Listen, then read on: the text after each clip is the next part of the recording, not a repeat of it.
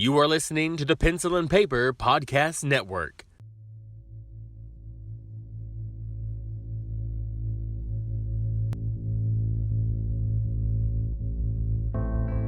You're listening to the Horror Ramblings Podcast, the show about all things horror.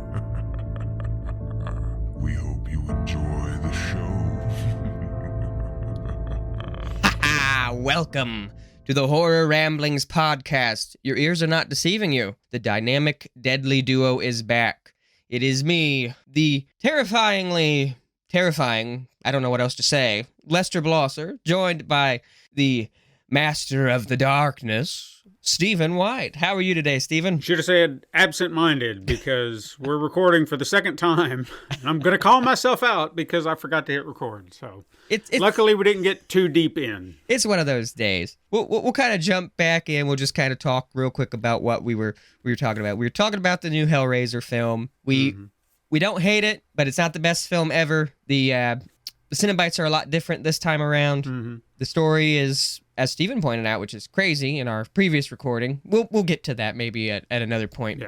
But the story is oddly similar to the original. But all in all, not a bad film. Not a bad film. Could have fixed some things. The characters could have been a little bit more likable. You know, here and there, everybody has their reasons for loving it or hating it or being on the fence about it. I mean, it is what it is. Have you noticed, since we're kind of on the subject of movies that people love and hate, have you noticed that this year in horror seems to be the most divisive that I've seen in a long time?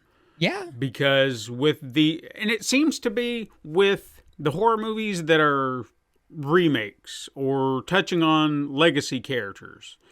So Hellraiser's kind of hit and miss for some people. Halloween Ends has split the community right down the middle, which I've said my piece on it. I'm not gonna get back into it. Yeah, I haven't seen it, but I freaking TikTok. I should just stay off of TikTok. I've had a lot of it spoiled. Peacock, go get Peacock. Yeah.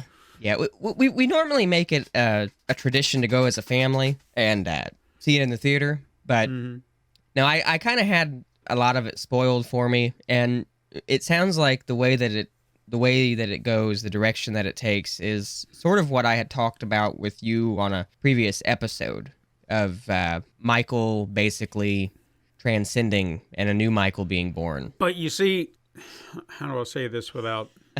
I feel like there's the scene in which that is supposed to happen. Okay, and I feel that the communities who love it and hate it are interpreting it differently. And depending on how you interpret it is how you possibly feel about the film as a whole. Maybe. I could be absolutely wrong about this. But I've heard some people say, yes, there's that moment where he transfers his evil to the kid. I didn't see it that way. Yeah. Katrina didn't see it that way. We saw it as Michael looked into his eyes and says, hey, you're like me. And the only reason I even support that theory going forward is there's another scene in which a character is talking about encountering Corey, our main character in that film. And he said he looked him dead in the eyes and says, that's not the kid I knew. Yeah. And to me, that said, okay, well, then he changed. You know, it wasn't because Michael put some, supernatural curse into him. It was because this is where you see people. Yeah. In the eyes. That's the heart of the soul. You see it right through the eyes. And this guy could tell that's not the same person. Michael could tell, I see something in you through your eyes. I didn't see it as this moment of, transferring some evil. It doesn't make sense in a movie that's trying to stay very grounded. Yeah. You know what I'm saying? Now what film was it that they started getting into the occult? I can't remember. There was a guy that would show up. You never saw his face. He would show up. Technically, it would have been part 5, and then 6 they expanded on. Because doesn't Michael have a tattoo or something on his hand or a symbol on his hand in that? That's what I was going to touch on. Yeah. Now, in part 5, they showed that he had like a thorn tattoo, like the druid symbol of thorn, on his wrist, which you'd never seen. However, I will posit, and I know that this is kind of a stretch, but don't forget, for all these people who want to say, well, that doesn't make sense, you go back to Halloween 2, in the school, there was a scene in the schoolhouse where he had kind of ransacked, and he had written Samhain on the board and drawn the thorn symbol. So that imagery was there from part 2. Yeah. They just expanded upon it. Now, is that a stretch? Sure. But it didn't come out of nowhere. Maybe the tattoo did, but the idea of it did not. You know, that would have been an interesting nod if they would have like shown the tattoo on Michael's hand or something in the film. And then, because I know there's a scene where Laurie slits his wrist. I know that there's a scene where they show that. They could have shown him, you know, choking out the kid and shown the tattoo on his hand. And then they could have shown, when Laurie's doing that to him, they could have shown that the tattoo is gone. They could have, you know, focused on that. And then when they show the kid the next time, show it on him, like something transferred. Like, that'd be like and just a little nod, you know? They did do that in part 6. They did that in the producer's cut of part 6. So if you've seen that version of it, there's that scene at the end where, this is the weirdest damn ending, Michael walks away wearing the black suit and hat. And then you see the thorn symbol appear on Loomis at the end where he's screaming, "Ah!" So that went a very supernatural route. And they could have done that. I mean, they could have. I mean, you know, it's one of those things. I don't know. I still need to watch Halloween Ends. I've heard a lot of people, like you said, I've seen people go, it was a great movie, I loved it. I've seen some people that have said it's really the only direction they thought that they could have taken it so that they could continue the story but change it. And I've heard a lot of people go, it completely destroyed the franchise. Like, it's been all over the place with the reviews. But, well, you know, they said the same thing about Halloween 3, and look where that sits now. Cult following, man. Cult following. Mm-hmm. Now, there is another movie that's in theaters that I need to talk about. It has to do with our subject today. I'll just kind of put the subject out there. We're going to be talking about films that take place on or around Halloween. Terrifier 2 is in theaters. It is an indie film. It is killing it at the box office.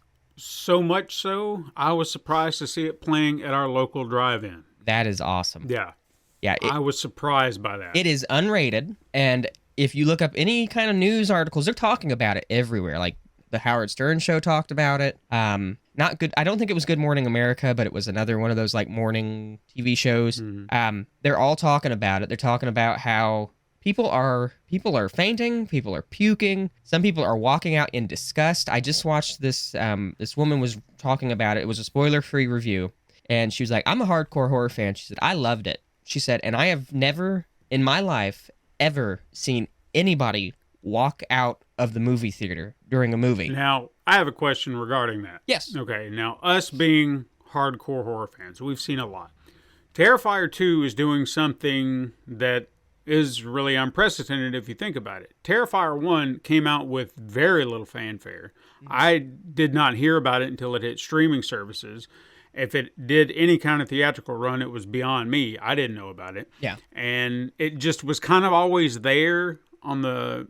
Like, I'd see it, and I would just be like, you know, I just kind of shrug it off like, do I want to, is this just some goofy thing? And I think, wasn't it was part of a short, All Hallows Eve, is that correct? Well, All Hallows Eve was a full-length movie. But it was he didn't vignettes or short stories. Yeah, it was like an anthology thing. This woman finds a VHS tape in one of the kids' trick-or-treat bags, and she puts it in, and like it shows all these different videos, and Art the Clown is in the videos, and then there's a really brutal ending to that. Gotcha. So I had seen it, and honestly, I thought All Hallows Eve and Terrifier were two completely different things, that, you know, someone was ripping off this thing or vice versa, and it was just, you know, this was the trend, scary clowns or whatever. Yeah. And I thought, well, screw that. I don't want to.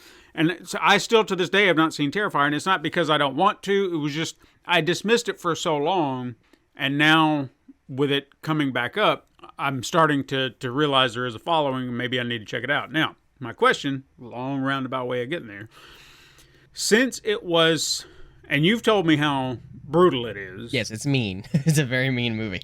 But given that it kind of had this indie level cult status, that no one really had seen it, no one had kind of paid any attention to it, and then now this movie kind of made in the same idea, the same vein. It's brutal, it's cultish, it's all that mess, but it's gotten into the limelight. Yeah. Do you think it's attracting in more casual fans, and then they're not prepared for what they're getting? Honestly, I do think so. I think some of the people that are going to see it are teenagers who have talked their parents into letting them go see it, and people who were like, "Oh yeah, I watched the I watched the Goosebumps movie and I made it through that. I'm sure I can watch this. I'm a horror fan." Mm-hmm. I honestly think there are some more casual fans that are thinking, it's a clown that kills people. It can't be that bad. And I think they're going in and they're not realizing just how crazy this is. I saw one scene from Terrifier 2. Somebody posted it up on social media. I saw one scene, and overkill is an understatement. Mm-hmm.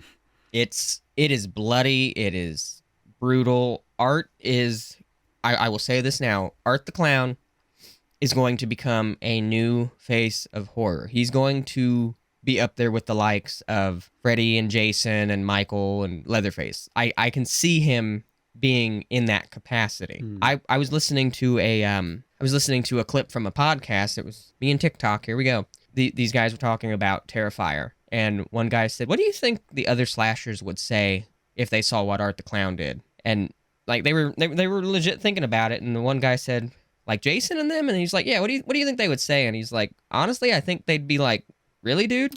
I think there's a lot of truth to that, because Art the Clown is just, he is something else. He's nasty, he's mean, he's unforgiving, he takes joy in what he does. And fun fact, the guy that plays Art the Clown, who's been playing Art the Clown since 2013, by the way, he's going to be playing the Grinch in the horror movie Grinch that's coming out. Oh, yeah. So fun little fact there. But yeah, no, I think a lot of casual fans are going to see it. I think a lot of people are going to see it who aren't necessarily used to that much gore, because it is extremely gory. Even the first one is extremely gory, and I don't want to ruin All Hallows Eve for you if you decide to watch that too. But you don't see the kids get killed, but 2 kids get killed, and it's brutal enough when a kid dies in a horror movie.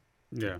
You don't see them die, but you see what's left of them. Let's just put it that way. And the first time I watched it and I saw what was left of the kids, I just said to myself, he did that. Like, one person did that. Art the Clown did that, which he's not necessarily human. I don't think I think he's like a boogeyman, sort of. Mm-hmm.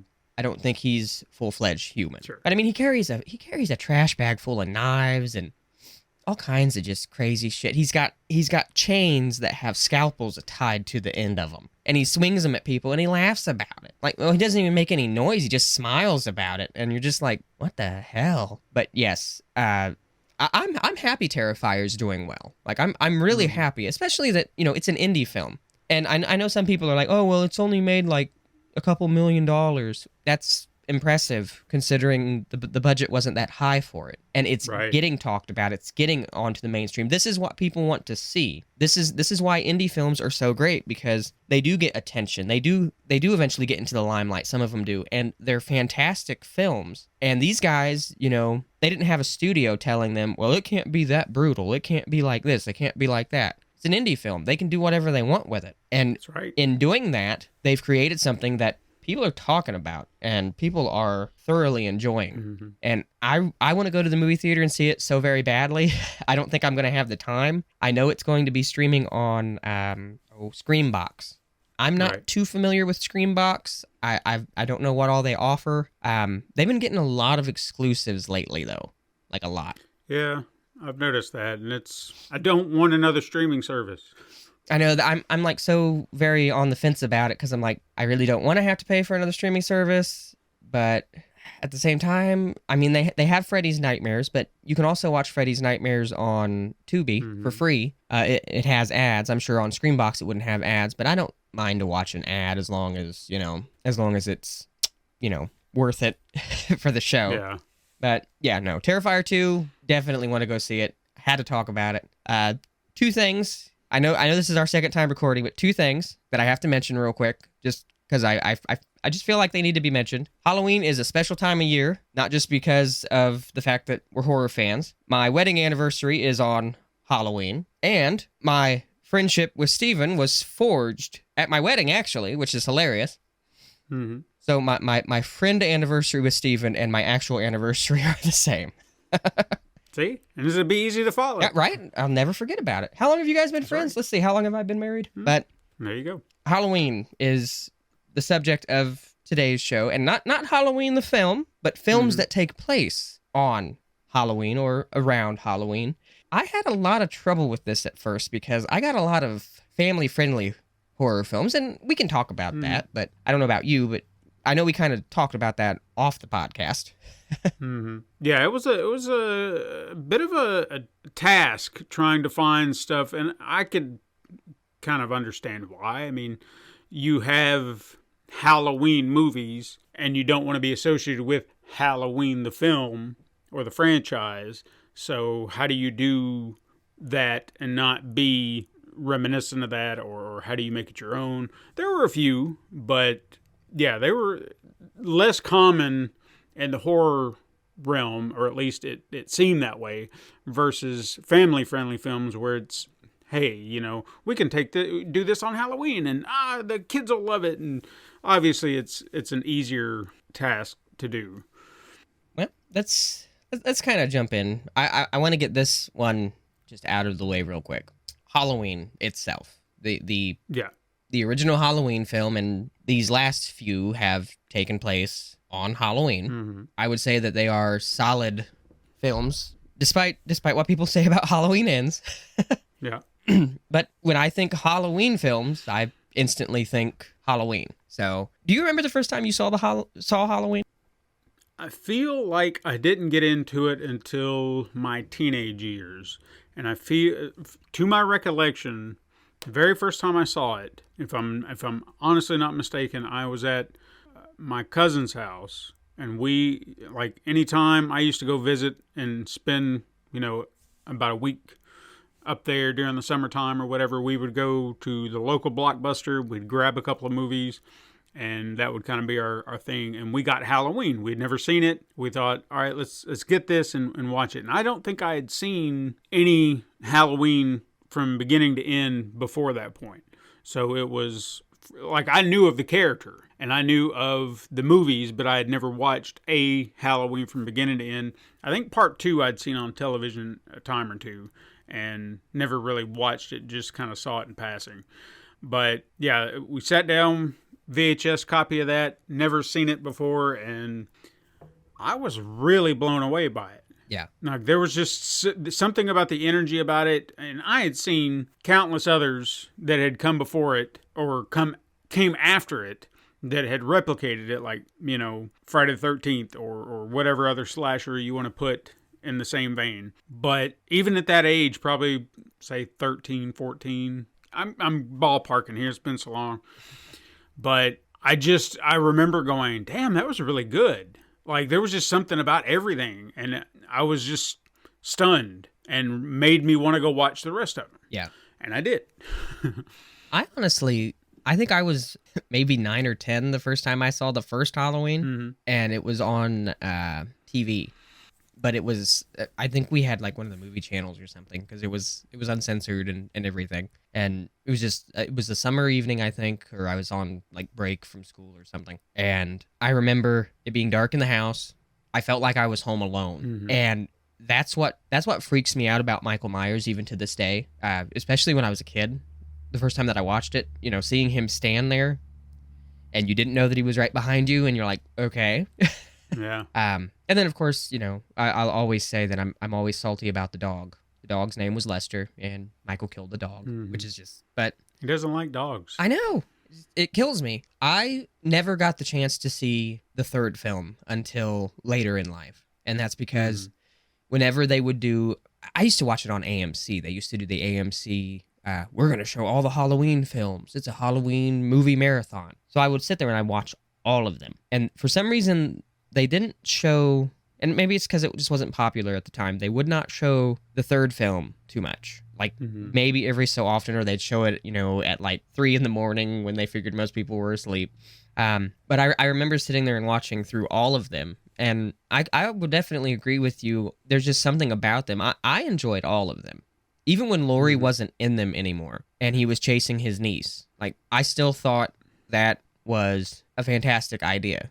And the way that they decided to end it with her going insane, and Dr. Loomis, no, and getting ready to shoot her, that at that time just it's hard. It was a shocker. Yeah, it was the most unexpected thing. But I will admit, Halloween to me has one of the most annoying scenes. And there's a scene where there's a car crash, and I think Michael was actually in the car or something, or I'm a little hazy because it's been a while, but whoever it is, they're leaned up against the steering wheel, and the horn is honking, and it's just a constant, just beep, and it lasts forever in the scene. And the way that you know that they're alive still is they get up off the steering wheel and the beep finally stops. And I remember sitting there watching that scene, and I'm just like, come on. And then they get up, and I'm like, oh, thank God. Just because I found that so annoying. And I know that's the dumbest thing, but I feel like that was in part 5.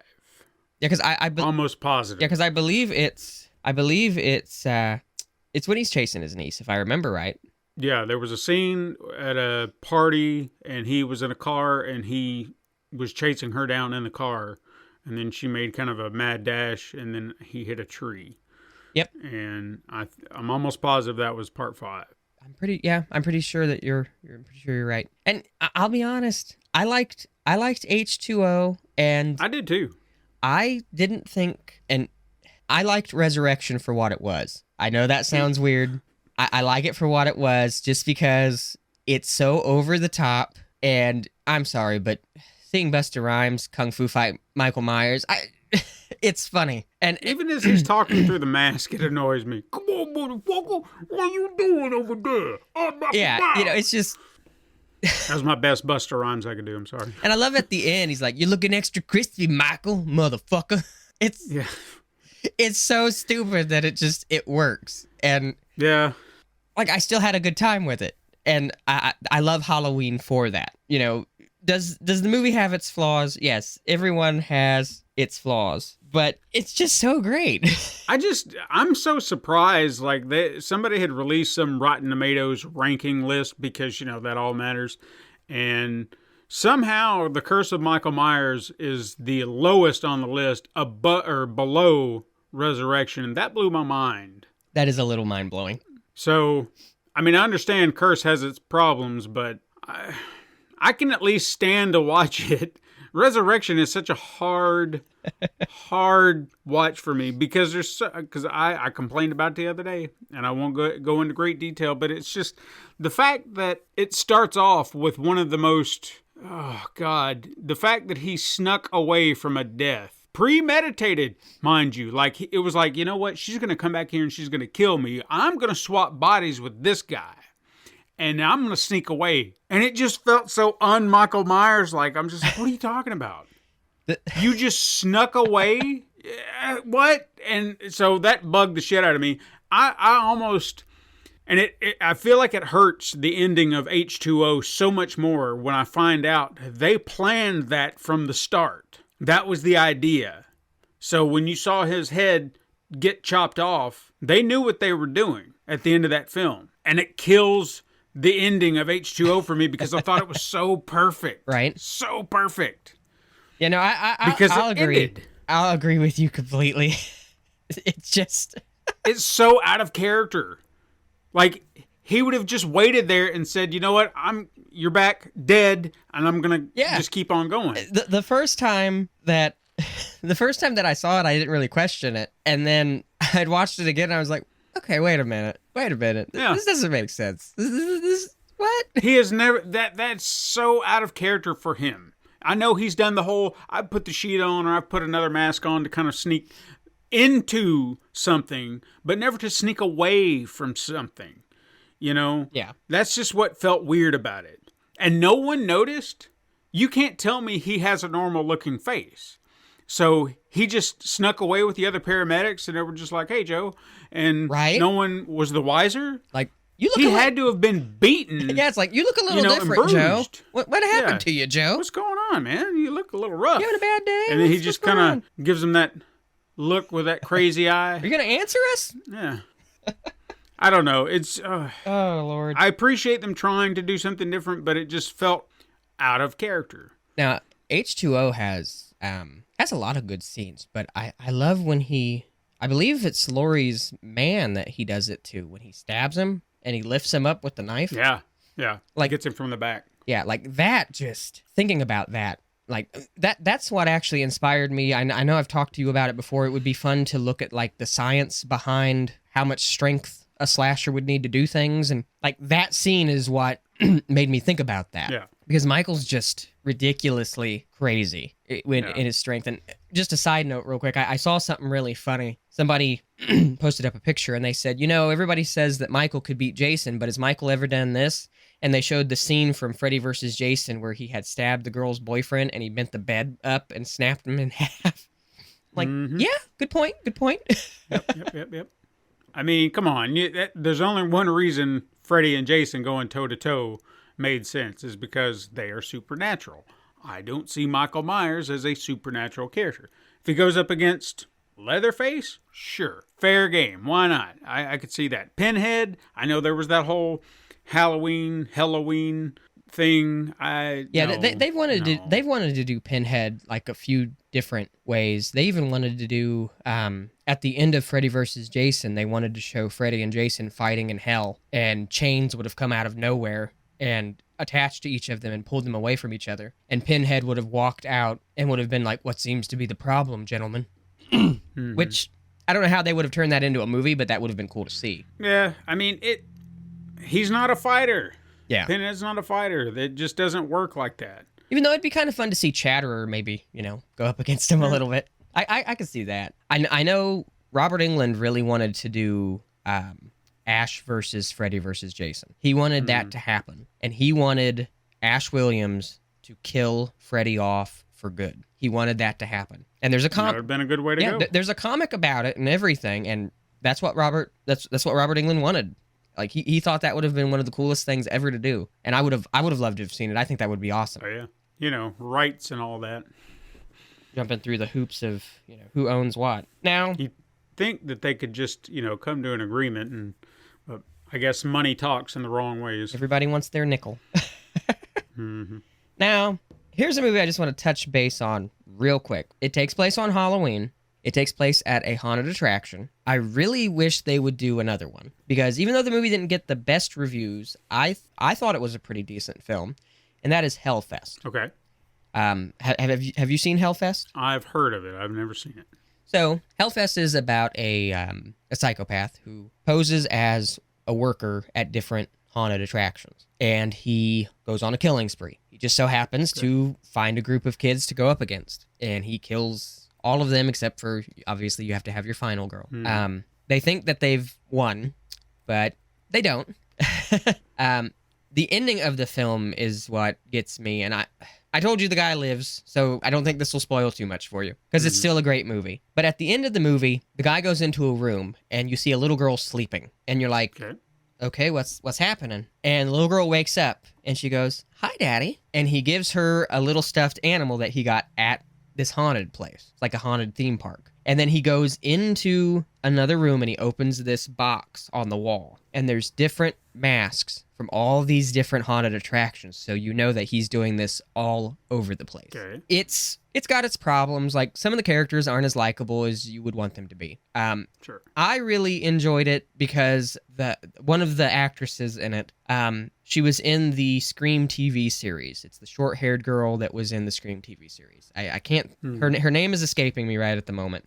I really liked her in the Scream series, and I saw that she was in this movie, and I think I watched it I think it was on like HBO or something. It's not a super long movie, but if you get the opportunity to watch it, I think you would probably enjoy it. It for all its little faults, I think it's actually solid. I just think it got slept on by a lot of people. Right. And it's unfortunate because it deserves a sequel. I would love to see this character go to a different park and do it all over again. And they can change the name, because the reason they call it Hellfest is because the place that they go is called Hellfest. So he could go to another place, and all of this could just be connected at the end. So, but yeah, if you find it somewhere, take the time to watch it, because I think you would like it. But I'll let you name off a movie. I kind of saw you had that look in your eye like you got something. So.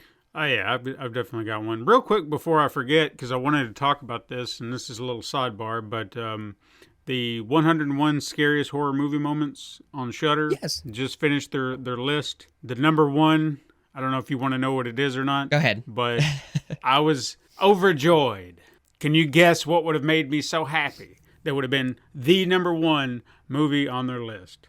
Let me think here. Is it a slasher? Oh, yeah, it's one of the most popular ones and one of my all-time favorites. Is it Jason? No. Leatherface. There you go. Texas Chainsaw Massacre, number one on the list. Trying to think of what the fuck moment it would be. They pretty much hit them all. I mean, honestly felt like there weren't... I mean, they did kind of hone in on certain moments in every movie, but it almost felt like the list was the movies as a whole. Yeah. And then they would just kind of center in on one. But they mentioned a lot in that one, especially like the meat hook on the back, because they point out the beauty of that scene is you don't see a damn thing, but you think you do. And that was one of those movies where people walked out of the theaters. It's so just effective. Like Terrifier. So effective. Yes. Even to this day. You just watch it and you feel it, but you don't see anything. You see no blood, no penetration, no nothing. It's just the click, click, edit, and you thought you saw everything that you needed to see. And if I remember right, because in the first film, the one guy's in a wheelchair, isn't he? Yes, Franklin. And they're out in the woods. Mm-hmm. That's a what the fuck moment to me, when Leatherface comes up out of the woods and you're just like, what the fuck? Oh yeah, it was just so. It's one of those moments that I always love to watch someone who's never seen the movie get scared by, because it is one of those perfect jump scares where there's no build up, like the music is, intensifying. It's a quiet scene and it's just like, I hear something, stop, and you're like, oh my God, and you jump back. One of the most random scenes in that movie that even to this day, like if I haven't watched it for a while, that still kind of makes me jump. I've talked to you about the meat hook before and about how that still makes me uncomfortable. But there's one scene in particular where he slides the door open and he hits the guy with the hammer. Yeah. Hits him in the head with the hammer. Even to this day, like, I know it's coming, but just to see it happen, I'm like, damn. Like, it's brutal. Yeah, it still just gets me. That's super cool, though, that they did Texas Chainsaw Massacre. Do you remember what the second and the third was? Not right offhand. I know that they were pretty well known. I feel like The Exorcist might have been one. I could see that. Or it was at least in the top 10. I know that for a fact. That could be a whole episode, too. Oh, yeah, for sure. Because when I started looking, because I actually had to go, I think our Reddit thread had them listed from a letterbox, and it was like, here are all the movies in order as how they are ranked. Because I couldn't remember all the movies, and I started kind of rolling through my head. I was like, Texas Chainsaw has not been on this list. And it was just bothering me. I was like, of all movies, this hasn't made the list. And when we got to the top 10, somebody had posted like their, on Twitter, like their choices for the top 10, and Texas Chainsaw wasn't in it. So I commented, I was like, could just be wishful thinking on my part, but I feel like Texas Chainsaw Massacre should be on this list. You've got Halloween, you've got Friday the 13th, you've got Nightmare on Elm Street. The classics are on there. Texas Chainsaw needs to be on this list. I said, it doesn't need to be number one, but it needs to be on the list. And if it's not in the top 10, I'm going to be a little disappointed. Yeah. But that was just my, feelings on it. And to see it hit number one was just... Number 9, I remembered what number 9 was because I guessed it before I watched it. Because I had seen a quote from Joe Bob Briggs on Twitter, and they had blurred out the movie's name, but the quote was, every time I get to the end of this movie, it always brings me to tears. And I thought, I bet you I know what that is. It was Train to Busan. I was like, fucking A, called it.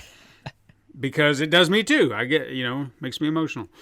But anyway, that's beside the point. I just wanted to talk about that real quick. I was really trying to dig deep and try to find something that maybe we hadn't talked about. And this was a film that I have not seen in quite a while, but it stuck with me over the years. and definitely takes place on Halloween, and that's Night of the Demons. I just was looking at that. Yeah, that one came out in 1988. I probably saw it somewhere in my teen years. I remember very vividly that I think I saw it at a buddy of mine's house. Like, he was a horror fanatic. Like, this show, not to bring the room down, but if he were still alive, this would be his jam. Yeah. You know, this was his thing. The whole mutant scene, the last drive-in, that would have been his jam. And I really wish he'd have still been alive to see it because, oh my God, he'd be reveling in it right now. But Night of the Demons, he would always find these oddball movies. And this was one of those movies that he dug up and he said, hey, let's check this out. And we'd always watch, like, he turned me on to Evil Dead and things like that. Like, I had never seen Evil Dead, and we went and saw Army of Darkness in theaters together. And so I watched them all backwards because I didn't know it, but he was just like, dude, we got to go see this movie. And I was like, all right, I'm just in for it. But this was one of those that he brought to my attention. It was definitely something wholly unique. Definitely had an 80s, vibe to it. If you've ever seen it, it's an 80s horror movie down the line. Got some classic horror actresses like Linnea Quigley. She's in it. I think she does one of her, nudie dances. not very much in the same way as Return of the Living Dead, but she gets nude. Her breast pop. Yeah, any chance to get usual. naked and dance, yeah. Oh yeah, that's what she's good at. There was a lot of good special effects in the movie. I remember the makeup for the character of Angela was pretty good. I think, what's his name? It was a makeup effects artist, Steve Johnson. I don't know if he moved on to a few other things, but he was fairly prominent in the 80s, and he did a lot of interesting stuff. Yeah. But one of the things that always stuck with me with his film, and I've never forgotten it from the day that I watched it. There's one line in this movie. This is one of my all-time favorite lines in any movie. And there's a character by the name of Stooge, and they're all talking about this house that they're in. Because if you've not seen it, it's about a bunch of kids. They go to this haunted funeral parlor or whatever, and they unlock a demonic force, and then it possesses the main girl, Angela, and then she starts terrorizing everybody on Halloween night. That's the ballpark premise of it, and it is kind of I don't want to say it's like a comedy per se, but it's a horror movie with some comedic elements. So I guess you could say horror comedy in that vein. Yeah. But anyway, the best line in the movie comes from the character of Stooge, and they're talking about where they're at. And if I remember correctly, the conversation was like, maybe we should go, yada, yada, yada. Everyone's just kind of in this divisive thought about whether they should stay or whether they should go. And he says, hey, eat a bowl of fuck. I'm here to party. I've never heard that before. I've never heard it since. But that's just the best line in any movie I've ever heard. So, another thing about this film that I found to be very interesting later on, and I would recommend anybody who might want to hear a little bit more about it, you go find Darcy's podcast, where she actually spoke to one of the stars of the movie, Amelia Kincaid. She's the one that actually plays Angela. She is the niece, and this may go over some younger listeners' heads, so I apologize, but she's the niece of Rue McClanahan, who was Blanche on The Golden Girls. Huh. I've been recently rewatching The Golden Girls, and I thought that was a very fascinating thing. In fact, they kind of had a very good, close-knit relationship from what I remember on the podcast, in Darcy's podcast, where she was talking to her, and they kind of helped each other with their careers in certain aspects. Wow. So I thought that was very interesting. That is actually. But it's a fascinating movie, and I think I've seen Night of the Demons Part 2 more than I have this one, weird as that may be, because I actually had it recorded on a VHS tape. Back in the days when you can just record shit off television, we had cable, and by God, I recorded just about everything I could get my hands on. Good times.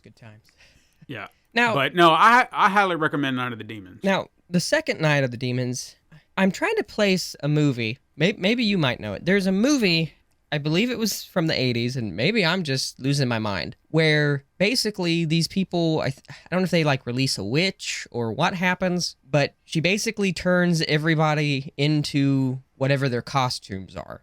I think it was an 80s movie, and I'm trying to place it. I might just be thinking It does like sound familiar, randomly, though. but it was, I like vividly remember it. That's the weird thing. I do know that movie. I don't. I just, yeah, I for some reason, Ramblers, if you know what it is, let us know, because I can't think of it. Wow. Oh God. Now that's gonna bug the shit out of me. Okay. And on a side note, just to say, your friend that passed away, that sounds like he would have been my kind of guy.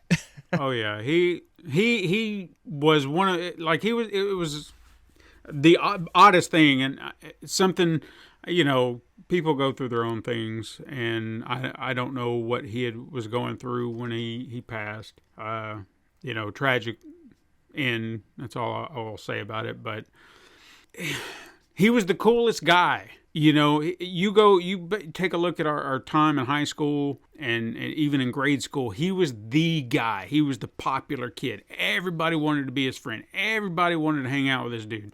And somehow I just was lucky enough to be in his circle. And I think it was because he had this status of being the super cool guy, but secretly he wanted to be me.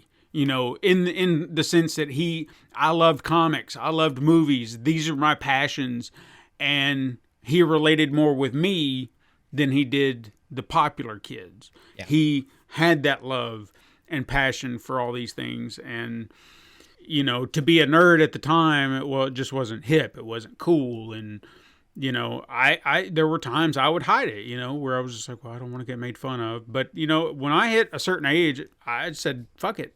I don't care. Like, I would sit there. I had a job at a Sonic restaurant, had this big compendium of Spider-Man comics, and I brought that shit in every day and would read it on my breaks. And I didn't give a damn who saw me read it, because I was like, you know what? If you can't like me for this, I don't want to get to know you. Right. This is who I am.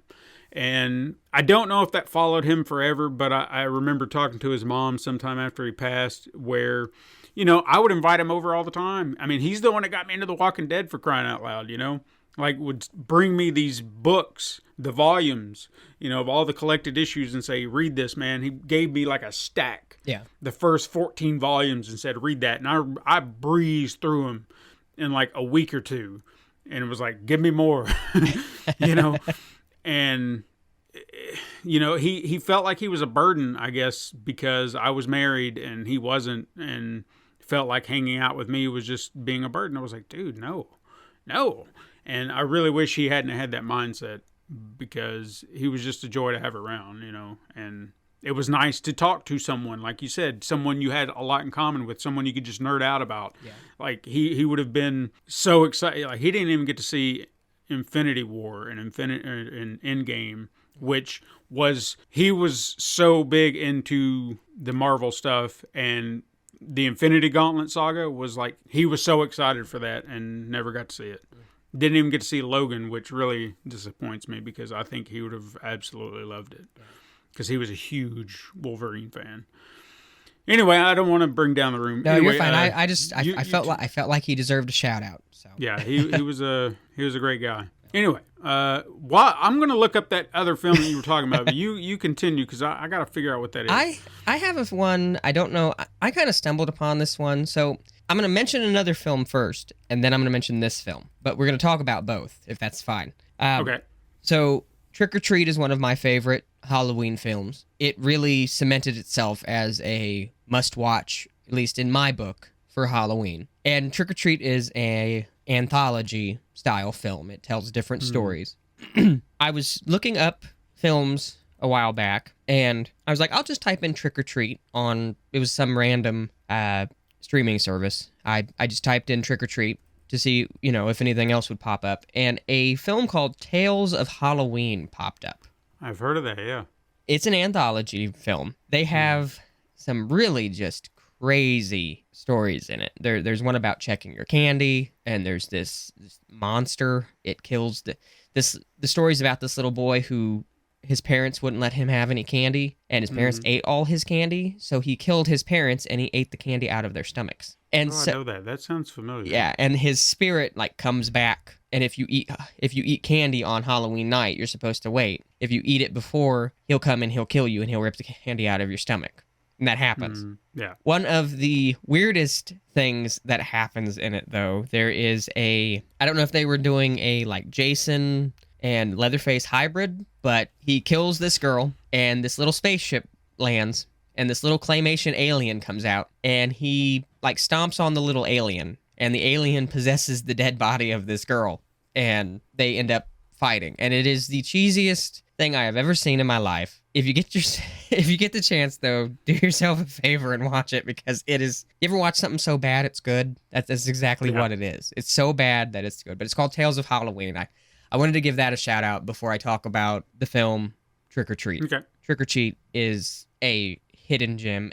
It sort of got blacklisted, unfortunately, and I don't know why. But let me just name a couple of the celebrities. I'm looking up. These are the first 4 that popped up on it. You've got Quinn Lord, you've got Anna Paquin, you've got Dylan Baker, and you have Brian Cox. That's just 4 of the people that are in this film. Those are huge names. Oh, yeah. Now, those of you who have not seen Trick or Treat, which is thankfully apparently going to be getting a sequel, it follows a character named Sam. Sam is the spirit of Halloween. He is there to assure that people follow the rules of Halloween. They're simple rules.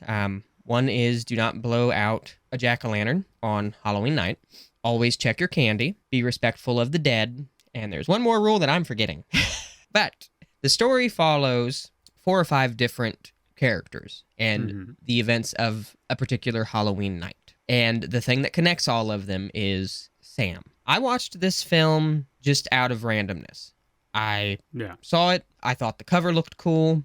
And so I gave it a watch to see what it was. Oh, the other rule was always give the trick-or-treaters candy. Gotcha. That was the other one. But I am so glad that I stumbled upon this because there is just so much going on. It's easy to follow the different stories. They all interconnect. The effects are amazing in the film. The story of each character, it's hard to convey a story, even in a whole film, when you have a whole film dedicated to one character. It's hard to make a character likable. It's hard to make you want to see a bad thing happen to a character or a good thing happen to a character. It's hard to see that happen, even throughout a whole film. This movie is fantastic in making you really feel for the characters in such a short amount of time. Each anthology is, X amount of minutes, but you still connect to the characters. And I found that to be really impressive. Yeah. And when you tie it all in with Sam, who is just, in a lot of the film, he's just this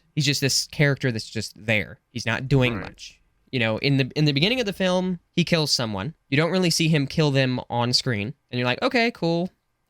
Through some of the other through some of the other parts in the film, you see stories play out, but you see Sam there.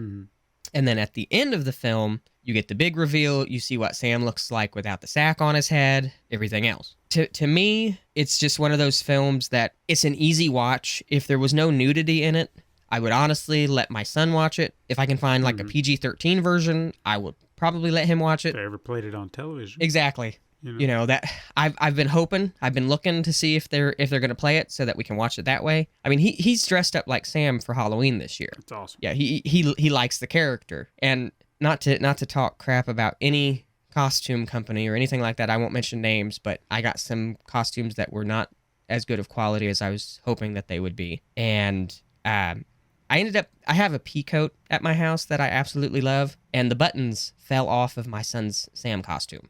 So I ripped off 2 buttons of my pea coat. Fatherly love right there. And we hot glued them to his Sam costume. But no, Trick or Treat is just a good movie. Yeah. It's not too scary, If you're a horror fan, you'll like it for some of the gore, some of the story. If you're looking for something that's going to scare the crap out of you, it's not the movie that's going to do it. And fun fact, the whole Trick or Treat film was based off of an animated short. I remember hearing that, yeah. And have you ever seen that? I have. It follows Sam trick-or-treating. And there's a part where he knocks on the door and nobody opens the door to give him candy. And you just see him with this really big sack, like he took the people. It's an interesting little short film. But what are your thoughts on Trick or Treat? I know you've seen it. I know I'm really excited about it. I absolutely love it. But what are your thoughts on it? It's definitely one that I'd like to come back to because I've only seen it once, but it did kind of have an impact. Like I remembered going, yeah, that was really good. And it made me kind of take note of the director and writer, Michael Dougherty, because he's done a lot of interesting stuff, more behind the camera, more writing work and stuff like that. Mm-hmm. And it disappointed me a little bit because I was excited when I heard that he was going to direct Godzilla King of the Monsters because he spoke so highly of it as a fan. And I say I was disappointed because when I watched the film, I feel like he was such a fan in the sense that he delivered me a movie that I'd seen before. And yeah, I know that might blow some people's minds, but I was probably one of the few people who watched King of the Monsters and was just like, like I don't hate it, but I guess I was looking for something new and different and exciting. And I felt like I was getting a movie that I had seen time and again in Japanese cinema, mm-hmm. and they just Americanized it. And I was like, oh, okay. And there were some moments that were, different, but overall I was just kind of underwhelmed by it. And it really disappointed me. Because I guess I was hoping for something new with these characters. So I mean, but that's no slight to Michael Dougherty because again, he brought the fan service, and I appreciated that. But Trick or Treat itself, yeah, it stuck with me, and I don't think I knew what I was getting into when I watched it because I remember seeing the character of Sam, and a lot was circulating around the time the movie came out, and you kind of hear word of mouth. People are like, oh, yeah, you ought to check that movie out. You ought to check that movie out. And eventually I was like, all right, I'll give it a watch. And I didn't know it was going to be like an anthology type film. I thought it was just going to focus on Sam. Yeah. And then when they started doing the different stories, I was like, oh, okay, well, this is not what I expected, but that's fine. And I truly enjoyed all the stories. I found a few little twists like the vampire witches or whatever they were. The werewolves. The werewolves, that's it. I don't know what I was expecting. Yeah. And that was not it. So that was a nice twist, and definitely the story with Sam just had a very eeriness, to it that, I mean, he's a creepy little character. Yeah. And just the design alone. Yeah, and I think that's what's made him so memorable. And I think that's where doing it as an anthology actually lends more to creating the character of Sam, because if it would have just been about Sam, I think it would have taken away some of the mystery about the character. Yeah. And I hate when that happens. Like, I get that people want to have a backstory sometimes for the villains in stories, mm-hmm. but at the same time, you want to keep some of that mystery there. Like, it's okay, let us learn a little bit about the character, but don't overdo it, Yeah. Wes Craven used to say it, and I love it. He used to say less is more when it comes to horror, especially. Like, we don't need the whole motive as to why the killer is doing what they're doing and, why these creatures are doing what they're doing. Sam is a spirit of Halloween. He makes sure you follow the rules. That's enough for me to be like, okay, I can get invested in what you're doing here. Mm-hmm. But yeah, Trick or Treat just... I'm excited because it seems like it's been getting more attention. It just made its way back to some theaters, I guess. Yeah. And, now they're talking about the sequel even more. They've been talking about the sequel since the first one came out, but obviously that, it's kind of been put on the back burner. And I feel that, who was it? Someone did a special edition. It might have been Shout or it might have been Arrow that did, I think it was Shout Factory, had done a collector's edition Blu-ray that you could check out, Scream Factory or whatever.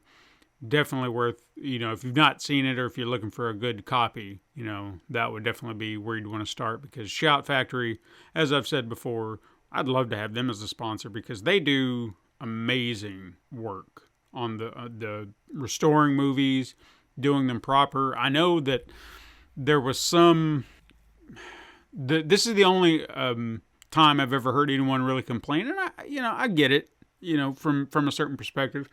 I had been trying to get my hands on Army of Darkness on Blu-ray because they had, the multiple versions. They had a theatrical version, they had a director's cut version. I'd always wanted to see a director's cut version. Like, I'd seen bits and pieces on television where they added new stuff in, and I always wanted to see it, but I never had.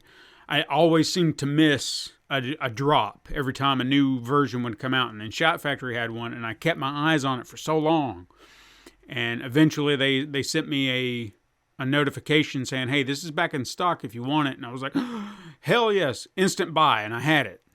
And then no more than less than a year later, Army of Darkness on 4K and all the stuff that you'd want. And I was like, God damn it, I just got this, and I would have preferred. And now I'm very cautious about that since I have been trying to stay more on the 4K side.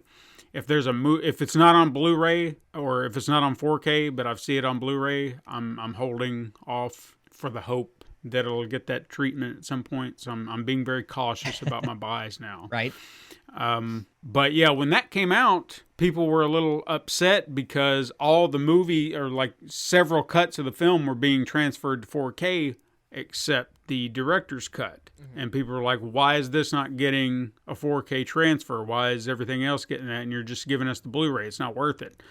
And they were like, some things are kind of out of our hands. We can't get a print to convert to a 4K, so it's not going to matter if we upscaled it or not. I mean, it's just going to look the same, right? Because they take the time and effort. Like this, if they put Trick or Treat on 4K, they're going to go back to the original negative. They're going to clean it. They're going to scan it. They're going to make it look pristine. Yeah. And so good. I mean, you should see how Halloween and all the originals look on 4K. It's just phenomenal. The care and time they put into it to make it look good, sound good.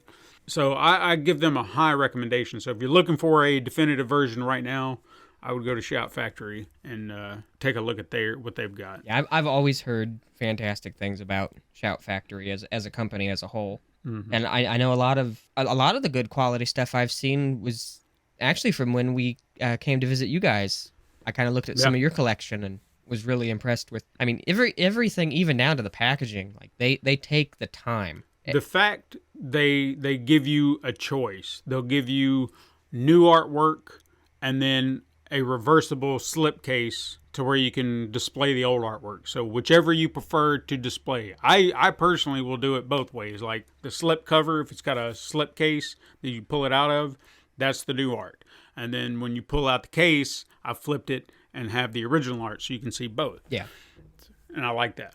Now I need to see, because I have Nightmare on Elm Street on Blu-ray and everything. I need to see if I'm sure they've probably done Nightmare on Elm Street at some point. I don't know if they have yet or not. That's the one I've been eyeballing. I'm waiting for the day that, they get their hands on it and they can put out a proper collection, because they did Friday the 13th. Yeah. They put out that awesome collection of that, and I had to get my hands on that. Well, that's just like Freddy's Nightmares. That is a bitch to find anywhere on Blu-ray, on DVD, on anything. And I know that there was these guys were selling it like on their own website. They had made it and they had taken the time to fix it. They weren't like a big company, but they redid all of the original Freddy's Nightmare episodes. But, there's people out there that will watch that stuff if you there's people out there that will buy it if you take the time to re-release it and make it a high quality. People will do it.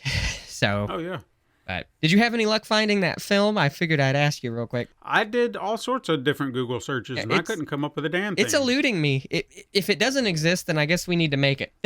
But I feel like I remember that. There's something about that as you described it. It sounded so familiar. So.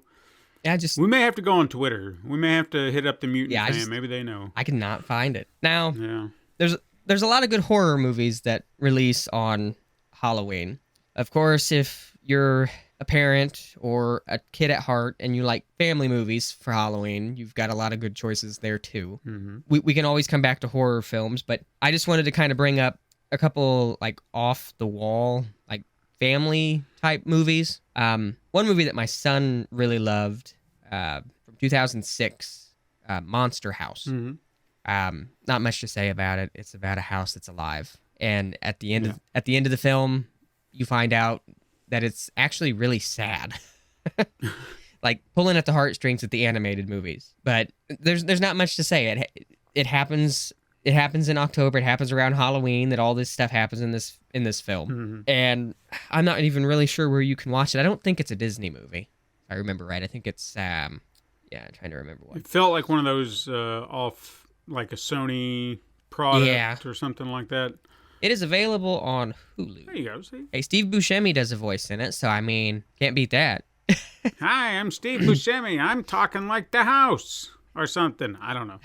Speaking of Steve Buscemi, what did you think about Hubie Halloween? Hubie Halloween. I never watched it. You have not watched Hubie Halloween? No. All right. So I have this love-hate relationship with Adam Sandler. Okay. Where some of his earlier work, I was all for it. And then, some of his later work, he started going into this, and it just started to get on my nerves to the point where I was like, you're not funny anymore. And people tell me all the time, oh man, you've got to see Little Nicky, and oh man, you've got to see Hubie Halloween, or just all these movies, and I don't know. He does a voice in Hubie Halloween. His voice is kind of, well, I didn't know I have a group, but he doesn't do a lot of what you just did. Well, and it's not like I hate that stuff. It's just, how do I put it? When he goes way too man-child, like Billy Madison is a hard watch for me now. Like, I used to watch it a lot, and then just when I watch him, just like, it's just random shit in a movie. It's just like whatever they thought was funny, and then he's just like, hey, look at me, I cleaned the hair. It's just, I can't. Well, I can't get into it. I don't know. I can tell you, I think you could probably get through Hubie Halloween because he's just odd in it. He's not so much a man-child as he's just odd in it, and everybody in the town is just a dickhead to him all the time in the film. Like, there's a little girl that goes up to get candy, and it says, take one, and she starts taking a handful, and he's like, excuse me, dear, you need to respect the rules of Halloween. And she just starts going off on him. I think she tells him to like fuck off or something crazy. But oh man, I wish you had seen. I wish you would have seen this movie. I watched it because I'm kind of with you there. Like I like Adam Sandler, but here recently I've been kind of just on the fence with some of his stuff. Yeah, and I don't want to dismiss. I know that people were singing his praises for that movie Uncut Gems, where again I've not seen it because. Again, I don't hate him. I'm not drawn to his stuff. Yeah.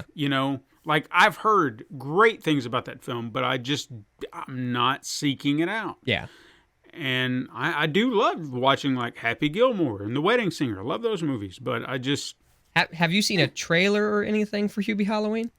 I feel like maybe I did, but I just did not really pay much attention to it. It was just kind of like, Well, if you get the chance to at least watch a trailer for it, check it out, because it is actually... I went in with low expectations for it. I was like, you know what, I'll watch it, because a few people were like, you'll probably get a laugh out of it. And I actually thought it was pretty funny, and Judy Squibb is in it, and she plays his mother in it. Okay. And he basically has, trying to think of the word here, he's got like a Swiss Army thermos. Let's just put it that way.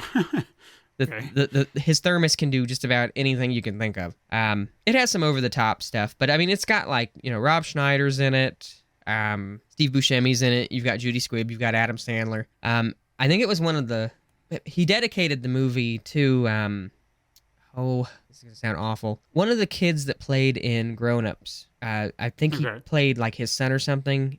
He was big on the Disney Channel.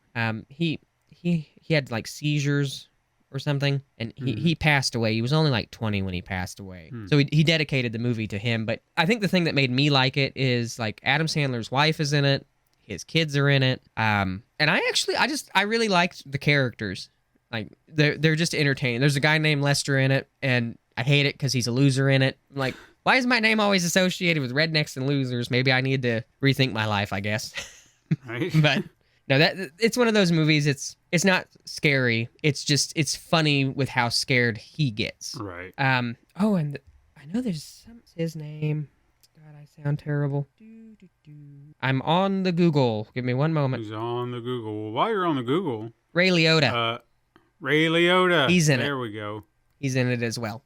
And while I'm on the Google, what I was going to say is, since when I went on to Shot Factory to find Trick or Treat, I noticed some things that I had apparently missed. Like either they just announced these or I just did not listen. But for all you horror fanatics out there, I got a few in December. Got you a few interesting choice 4K releases coming out. Black Christmas, Paranorman, Coraline, which are two very dark. They would be kind of, some Halloween-esque movies because they're kind of some dark horror family. Because Coraline got really dark. yeah, it definitely. I liked Coraline. I really liked Paranorman though. Yeah.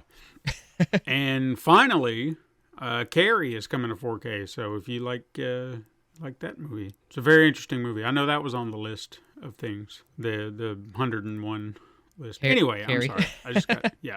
Carrie got on that list. So I might actually might get that one. I don't know. To think on it.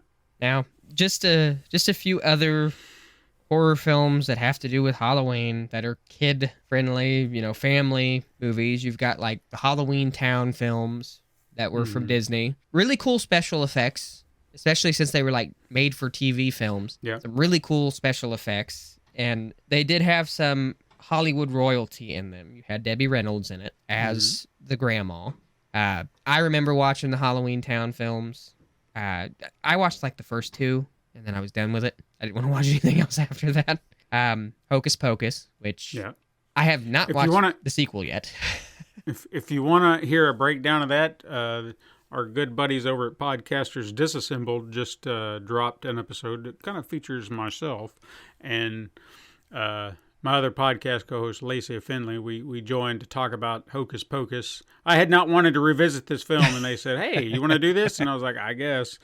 So don't take that as me hating on the film. It's just, but I'm not going to sit here and tell you I love it either. Yeah, just go listen to the episode.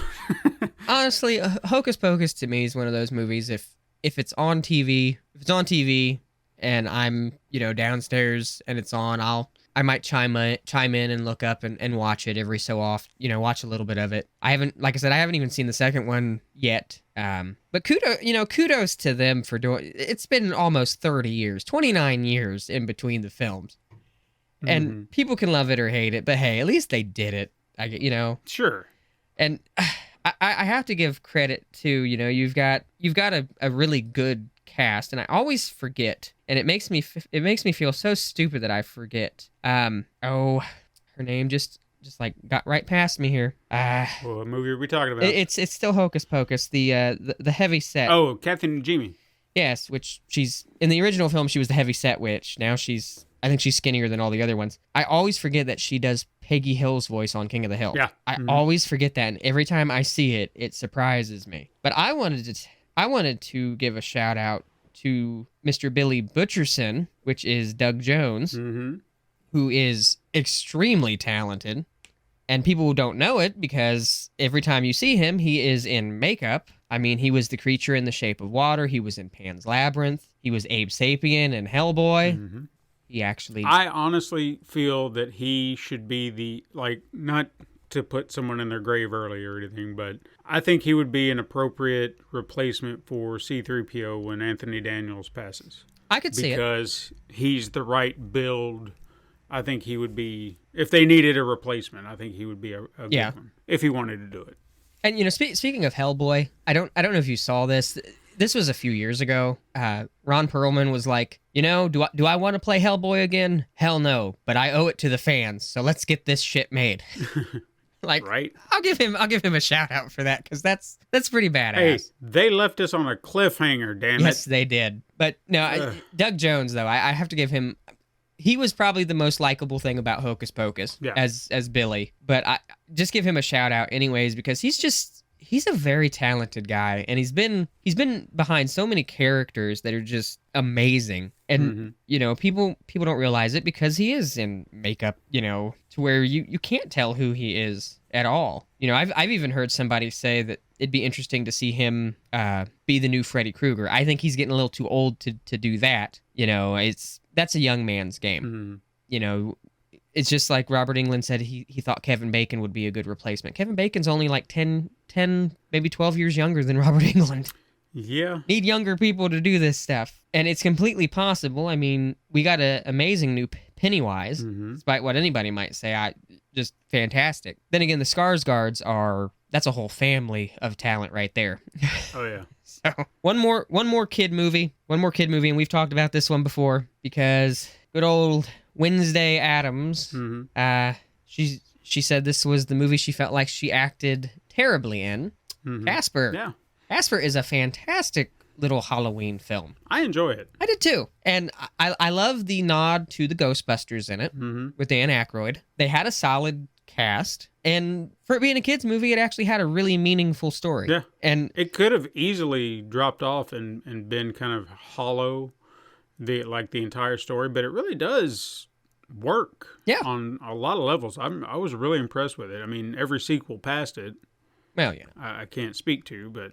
And I didn't think any of the acting was bad in it, honestly. No. You know, but it's just a fun movie. It's a fun movie to watch, and you like Casper. You know, you like all the characters in it. I even like the uncles, the crazy uncles. I mean, who wouldn't know? Now there is a movie I was going to mention, but I just want to mention this. So, you know, they did The Haunted Mansion back in 2003 with Eddie Murphy. And say what you will about it. Some people love it, some people hate it. It's really whatever with that. They are redoing Haunted Mansion. Jamie Lee Curtis is going to be in the new Haunted Mansion. I don't know if you had seen that anywhere, but I don't think I yeah, had. they announced it. She's, I think she's going to be, what's her name? The spirit in the crystal ball. I don't remember, but I know the character you're talking about. Yeah, they're talking about her being in that. So that should be an interesting little tidbit when we see it. And it's finally. been long enough for Disney to reboot something, so right? I mean, me and the reboot thing. It seems like they're rebooting stuff way too quick these days. Yeah. But here I am talking about kids' movies. Do you have any other like adult Halloween films or any movies that you would want to mention? Well, I'm gonna start with a kids movie, then I'm gonna roll over into the other horror one I have, because I'm surprised you didn't mention this one, because how do I say this without it sounding bad? I was asked if we could watch this film, and I was like, okay, I don't hate it. I just, you know, it's one of those that you just kind of okay with. But it is a family film, and it would definitely be in the Halloween genre of kids' movies. Ernest Scared Stupid. I completely forgot to mention that. Jesus. Yes. Katrina loves this movie for whatever reason. I guess there's a glimmer of nostalgia in there. And, you know, I know Ernest is probably a character that some people just roll their eyes at. I don't mind him. You know, I guess because he's a local and I can kind of relate to that, I'm okay with it. I love Jim Varney. I think he was a talent that didn't get his due because he got typecast as this goofy character. The movie is fine. You know, he's doing his best earnestness, and I'd say it was probably the last good one that I ever saw, which says a lot because there were a lot of straight-to-video ones after, and they're diminishing returns in my opinion, but that's neither here nor there. But it's a fun little horror, movie for kids, because you got this troll going around turning kids into stone, which, it could scare the shit out of a kid. Thinking that they're going to turn to stone because this boogery ass troll comes around and starts touching them or doing whatever. So that's one if you wanted another recommendation for your children's, but the more adult I have a fun fact just real quick before you get into that. Okay. If you watch Ernest Scared Stupid, the team that helped do the designs for the trolls was also the team that helped design the killer clowns. Oh, the Kyoto brothers. And if you look at the trolls, there are 2 trolls that look like killer clowns. They actually made them look like the killer clowns, like the facial structure and everything. And if you actually take the time to look at it and you imagined what they'd look like with the makeup, there's your killer clowns. Holy crap. And there's a movie called The Midnight Hour, which has the plot that I'm thinking of. Ah, okay. These kids unlock a witch's curse that starts, and people start getting turned into witches and vampires and werewolves and things like that. Gotcha. I don't know if that's the exact movie, but yeah. But as you were saying, your your more adult film. Sorry. Yeah. The last one that I had on my list that I could remember would be one, I don't know if it's divisive, loved, hated, or what. I love it. I recommend it because it reminds me of one of my all-time favorites that I mentioned before. And that would be House of a Thousand Corpses, because that takes place on the eve of Halloween. And you got 4 friends kind of doing this cross-country road trip, and then they come to these roadside attractions and then stumble upon Captain Spaulding's, Museum of Monsters and Mayhem, and Late great Sid that's when they Haig. learn the legend of Dr. Satan. And that all goes into chaos when they meet up with the Firefly family, and it gave me so many Texas Chainsaw vibes because of the family, and you've got such a great cast of veteran horror actors, or just veteran actors in general. Sid Haig is Captain Spaulding. I mean, come on. I don't think, if I had seen Sid Haig in a movie before this, I didn't know who he was. Yeah. I didn't take note. But here, his presence is just like, boom, look at me. And I sought him out from that point on ever since. Bill Moseley, obviously, that's a man of horror royalty before this came along. Karen Black, she was best known, I'd say, for, was it the Trilogy of Terror with the little tiki doll? She was in that. That's another anthology story if you've never seen. Dennis Fimple, he was like the old grandpa. He was such a great character actor growing up, or when I was growing up, I'd see him in different things, and he was just always an interesting character, Yeah. So he didn't let it down here. But yeah, it's such a great throwback to a lot of those 70s movies. Rob Zombie, since he wasn't kind of adhering to any kind of, aesthetic, from somebody else's way of doing things, he kind of made it his own. I'm disappointed that we haven't seen the vision that he intended, because to my understanding, when this film was originally set to release, it was going to release at Universal, and they were not digging the vibe. Yeah. I guess the movie scared the shit out of them, and they were just like, we can't release this, we can't do that. And then it was a year or so later before Lionsgate got their hands on it, and they released it. But I still feel like there were some edits. I remember hearing that it wasn't released the way he intended for it, and I don't think there's ever been a release of it as he intended. Unlike The Devil's Rejects and even 3 from Hell got unrated versions. Yeah. I don't think there's been an unrated version of this, and I would love to see that. Yeah, so honestly. I'm hoping this would be one of those films that would find their way to Shout, or hell, even Arrow. That's another awesome video production company or whatever that puts out some awesome releases. Whoever would want to do it, I don't give a shit. Somebody put out this awesome unrated 4K version of House of a Thousand Corpses. I'll be there with bells on, and I'll buy it. I have to admit, the first time that I had seen House of a Thousand Corpses, I didn't appreciate it, but going back and watching it, I found a lot of appreciation for it. The Devil's Rejects, The Devil's Rejects is probably my favorite film out of the 3 of them, but going back and revisiting House of a Thousand Corpses after watching Devil's Rejects, it just made me appreciate House of a Thousand Corpses even more. Yeah. And 3 from Hell, I didn't think it was necessarily a bad film. I wish that we would have got the version that Rob Zombie wanted, because he wanted it to be the 3 originals. He wanted Sid Haig to be able to do it, but Sid's health was just too bad for him to do it. They barely got permission to have him come in and film what he did film, because the studio thought he was too much of a risk. And Rob Zombie, he'd released it somewhere. He basically had to beg the studio to let Sid come, and film what he got to film. But Captain Spaulding was always, in House of a Thousand Corpses, Captain Spaulding was always my favorite. Oh, yeah. And Absolutely. Bill Moseley, I've seen him be terrifying before, but in that, he is just... And that has... He really brings it. Yeah, it's just like when he tells the one character, it's something along the lines of, I bet you'd stick your head in a fire if I told you could see hell. Yeah. Like, just the way he delivers that line, too, you're like, Jesus. But it'd be cool to see an unrated version of that. Yeah, and maybe there's not some version out there. Maybe he's happy with the version that came out. But if he wants there to be a more extended version, I would love to see it.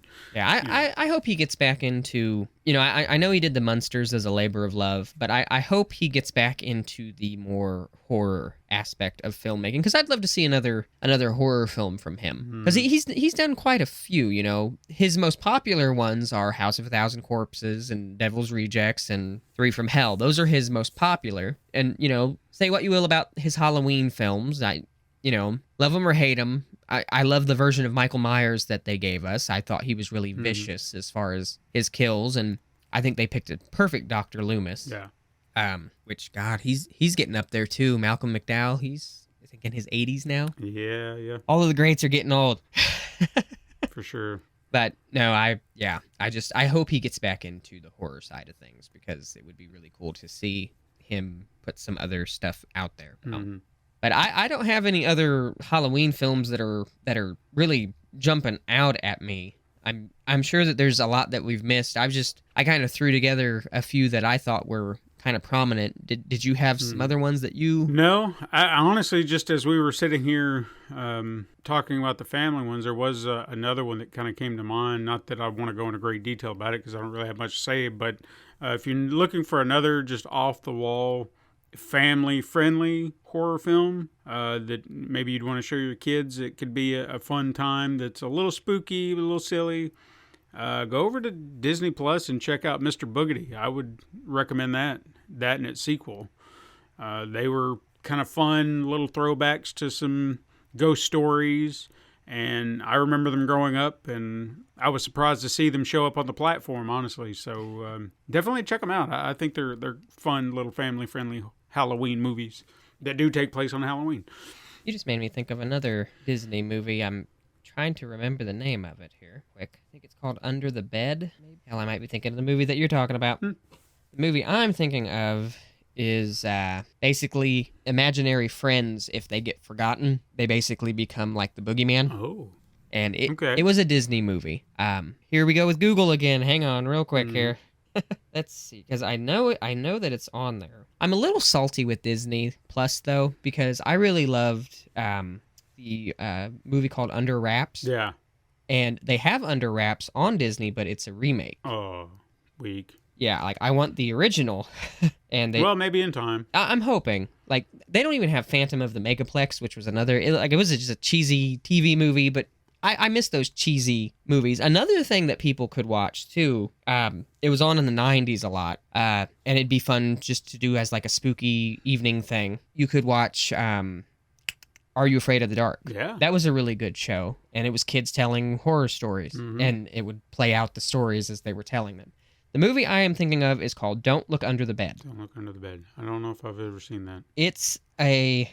Let me read this for you real quick. It's just it's the plot here. Spooky tale about a no-nonsense teenager who refuses to believe in the supernatural until she is confronted with the boogeyman under her bed. When somebody starts to play destructive pranks in her neighborhood, the girl is framed as the culprit. But when she realizes that the root of her problem is the real boogeyman, she is forced to change her mind about the paranormal. Okay. And it's like her and her little brother, and her little brother still has an imaginary friend. But basically, when you forget about your imaginary friend, they can become a boogeyman. Gotcha. Had cool effects for back when it came out and everything. It was definitely one of those films that even if it was on TV today, I would probably watch it. And it's not super old. It came out October 9th, 1999. So not too bad. And it is on Disney Plus. So, okay. But there you go. Whether it's family-friendly or frights that you're looking for, there's plenty of good horror movies that do take place on Halloween or in October. I'm sure there's a lot that we probably didn't mention. I can think of a few that are popping into my head now. But obviously, that might be a good question for the viewers this time around. Yes. What's a good horror movie that you love to watch on Halloween or takes place on Halloween? Because there's plenty of them. But yeah, and I know that I actually want to go watch some of these movies we've talked about now, because I'm sitting here thinking about it going, damn, it's been a while. I really kind of want to watch this now. Well, if you do bite the bullet and decide to watch Terrifier or watch Hubie Halloween, please message me either way, And you can either go, Les, you're an asshole, or good call. I'll be honest with you. One of the reasons that Terrifier has not happened yet is because I know that I'm going to have to watch it alone. Yeah. Just based on the stuff that you've told me, I know that I can't have my wife watch that because she'll get mad at one point, I'm sure. And I don't want to subject her to that because I know she already doesn't like kids dying. So take yourself. Well, if you watch All Hallows Eve, you'll see the kids. If you watch Terrifier, either way, make sure you have some like crackers or something to settle your stomach. Because if you get squeamish at all, it's just thinking about it. It just depends on what it is. I'll be honest with you. You know, like I said, revisiting the I even hate thinking about it. Degloving from Gerald's Game. God damn. I just don't like it. But there's, you take a look at some really, I guess, what people would consider just some of the goriest stuff ever put to film. And like Dead Alive. That's a movie we've never talked about. And the lawnmower scene. Yep. Doesn't bother me. Doesn't bother me at all. I was just like, yeah, okay. But just something simple as... I don't want to talk about it. I can say this much. If you watch Terrifier, I really wish I could be a fly on the wall, especially for the scene where he hangs the girl upside down and he saws her in half. Just because the way he smiles about it while he's doing it, you're just like, okay. And I can't wait for you to see his facial expressions because the character does not talk, but the character has so much expression. Yeah. And it's just... well, just the pictures I've seen where he's just sitting there smiling. Yeah. I'm just like, all right. And when he gets pissed off, the look on his face. We've been looking... the Horror Hound convention has been announcing people, and they're going to have like a ton of the cast from Terrifier 2 there, and I would love to go just meet them because I bet he's like the nicest guy you'd ever meet. Oh yeah, no doubt.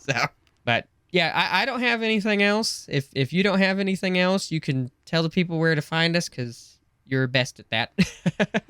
Well, everyone, like you said, let us know what your favorite non-Halloween franchise Halloween horror films are, whether it be a family-friendly one or just another one that we'd ever mentioned, because right now, I'm like I said, I want to go watch these movies that we've kind of talked about because it sounds like a lot of fun. I haven't forgotten. I just haven't seen them in a while, and I want to go watch these movies now, and I need more time in the day.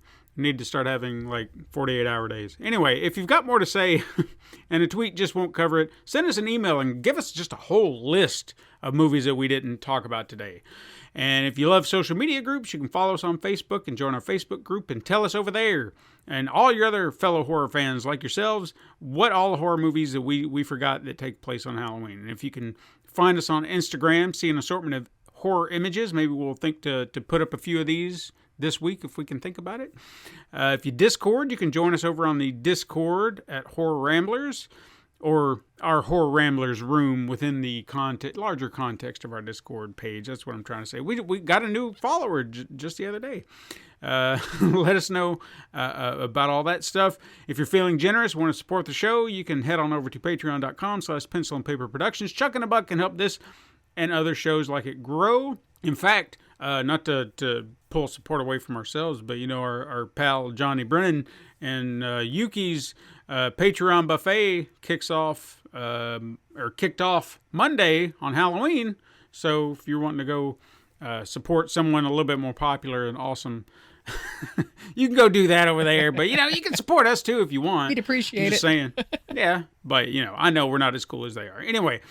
Where was that? Oh yeah, if you want to say nice things about the show, you can do that on Apple Podcasts and Spotify. Leave us one of those beautiful 5-star reviews and leave your comments if you want. You don't have to say anything if you don't want. It doesn't matter. You can also answer questions and vote in our polls on Spotify if you want to. It's all appreciated. Most importantly, tell your fellow horror fiends to search Horror Ramblings on the preferred podcasting platform. And if nothing else, keep up with any and all things at pencilpaperproductions.com/horror-ramblings. Links are in the show notes for your convenience. And remember, guys, stay spooky out there.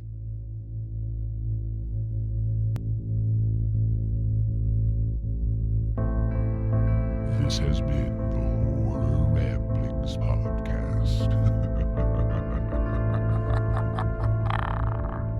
Join us next time for even more.